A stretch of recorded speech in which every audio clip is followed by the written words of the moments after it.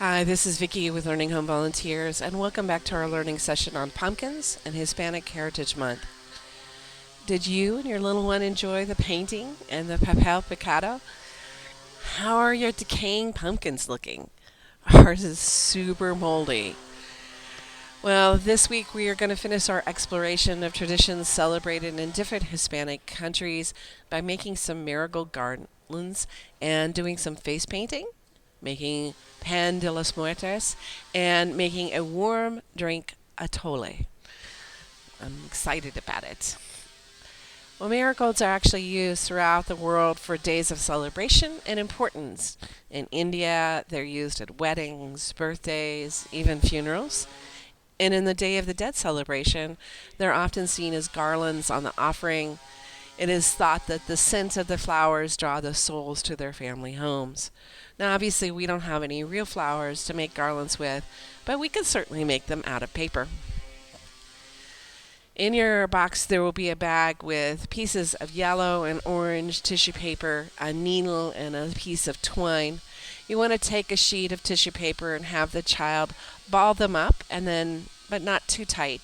And once all the balls of tissue paper are ready, we want to have them take the needle and poke a hole through the ball of tissue paper and then pull it down onto the twine. And you want to continue until they're all strung. Now, as you can see here on the offering, they're offered as just straight up flowers or garlands that are put on display or put on the edge of the things. These are normally not worn like a necklace, but actually laid down next to the offering itself. I hope you enjoy making that. Um, there's also in your box activity number 9, face paint. Sometimes face painting is done in conjunction with the Day of the Dead. It is fashioned after the sugar skulls, La Calavera, and is also called La Catrina. It starts with, a white base of face paint on the face, like we're seeing here, and then black around the eyes. The marks in different colors are tears for the missing dead and are added in different colors and kind of looks like raindrops. They appear on the forehead and on the cheeks. Here are some female versions, which many times feature flowers or accompanied by flowers in their hair or even a crown of flowers like we see. I want you to understand that these face paints are part of a sacred tradition. They're not really a Halloween costume, and they're not making fun of anything. It's a important thing as part of the process. We're going to get to actually make some bread in a bag. And I'm actually excited that we're going to use that bread for a pan de los muertos, and we're going to do it all in a Ziploc bag. We are going to work on the bread part first, and in your box you're going to find a recipe for the bread. My most exciting parts about making bread is how fast and how easy it is to make. I think from end to end you're talking about less than 45 minutes. I also really love how we can witness the bread actually taking shape and the yeast doing its work. And then, of course, who doesn't like warm bread? In addition to the materials that are provided, you're going to want to use a 1-gallon Ziploc bag and any of the materials that came in your box. I'm sure there's one that's available for that. And then from your home, you're going to need oil, warm water, not hot, but warm water, and salt. So in a bowl, we're going to put a cup of warm water and a packet of the active yeast and 3 tablespoons of sugar. So in here, you'll see what'll happen is you just want to stir it up so the sugar is mixed with the water and the yeast are all there. And then what happens is you'll see it actually begin to bubble. You want to let it be busy for 10 minutes, and you'll see it going from just a few bubbles up to a bunch of bubbles here. Once that's done, we want to pour that into your Ziploc bag and then add a cup of flour. close the Ziploc bag, and then children can squish the bag with their hands until the dough is uniform. And then we just want to set it aside to rest for 10 minutes at room temperature. And what you're going to see is the bag actually inflating and filling up with a fatter, bigger piece of flour that originally was there. After the 10 minutes is up, we want to open the bag and add another cup of flour, the oil, and the salt. And again, zip it up again and then squish it until it's well mixed. Once that's done, open it up again and add your last cup of flour to the bag and mix the dough till the flour is uniformly mixed and you have no pockets of flours anymore. Or, pieces of raw flour there. Then we're going to actually remove the dough from the bag and place it on a lightly floured surface. You're going to want to knead it 8 to 10 minutes. It'll become more and more smooth like what we're seeing here than what we saw in the previous picture.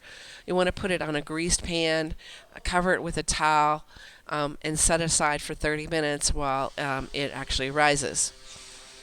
You want to preheat your oven as it's rising to 375 degrees. Now, after the 30 minutes is gone, you can break the pieces up and make your pieces look more like the pan de muertes arrangement, or you can just leave it as it is. Once it's all done, and your arrangement's done, you put the sheet into the oven for 30 to 40 minutes until it is golden brown. Now, I didn't do mine. The arrangement of the bones, I just put it in a loaf pan. So ours kind of looks like this. And once you take it out, you want to set it aside out of the oven and let it cool down. You can't glaze on a hot piece of bread, so it would just run off. So once it's cool, we can actually make our glaze and then put it on. So about the glaze. Once your bread is cool, we can put the glaze on. So we need to get the glaze ready. To make the glaze, we want to wash our oranges and zest our oranges with a grater. There are lots of different ways to do it. If you're lucky, you have one of these kind of small graters, but I only had a box grater. So you can use it on whatever. There are lots of different devices. You can cut little pieces of orange off, or you can use one of these reamers, or you can use one of those. But the most important part is we want the orange part, not the white. The white is bitter, and the orange stuff smells and tastes just like oranges. And then when we add it to sugar, it'll be all sweet and lovely. So once you've got your orange zest, you want to juice your oranges because we're going to need a half a cup of orange juice. So we're going to put our zest, the half a cup of orange juice, 3/4 a cup of sugar in a pan and bring it up to a boil. Now once it reaches the boil, we want to take it off the heat and let it cool. So hopefully by that time your bread is cool, your zest is cooked, and you can actually just brush it on the bread like we see here.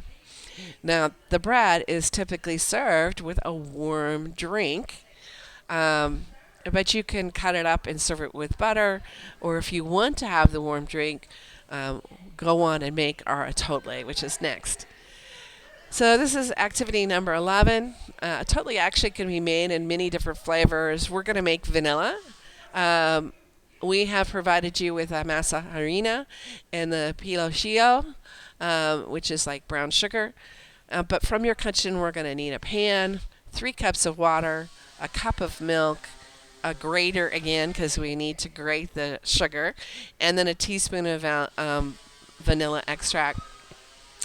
So before you get started, you want to grate the sugar, the piloncillo, and then put the water, the milk, the masa harina, and the sugar into a pan, and then whisk it to combine it. Turn on the heat and bring it to a simmer over medium heat, stirring it actually fairly often. You want to reduce the heat and then simmer it for 5 to 10 minutes, stirring occasionally, so it gets the consistency that you like yours to be. I kind of like mine a little bit thick. I think it's kind of nice.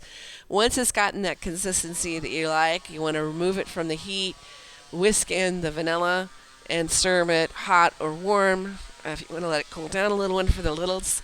And then some people like to put a little pinch of cinnamon on top, like we see here. Well, we hope that you and your family have enjoyed this session.